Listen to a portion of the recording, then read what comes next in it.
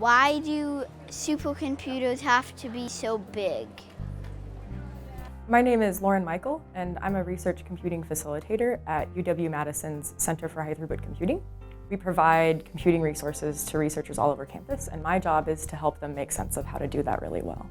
We need supercomputers because scientists are doing really awesome stuff that requires lots of computing time.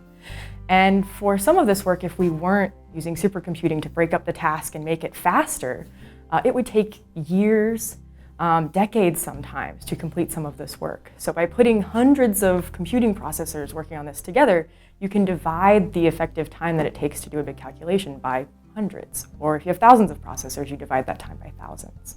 So there are actually sort of mixed opinions in the computer world about what supercomputing is and isn't. But the thing they have in common is that in supercomputing, the idea is that you're breaking up a really big task that computers can carry out among many separate processors, and even many different computers that might each have multiple processors.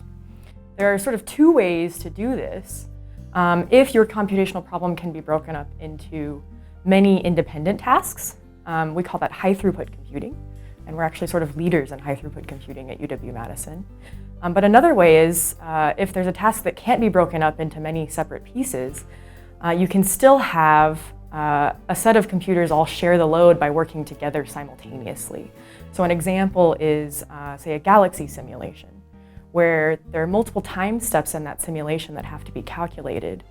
And to speed it all up, you, within each time step, might split up the calculation of different star positions between multiple processors on multiple computers. I am surprised constantly at the range of research that can benefit from computing.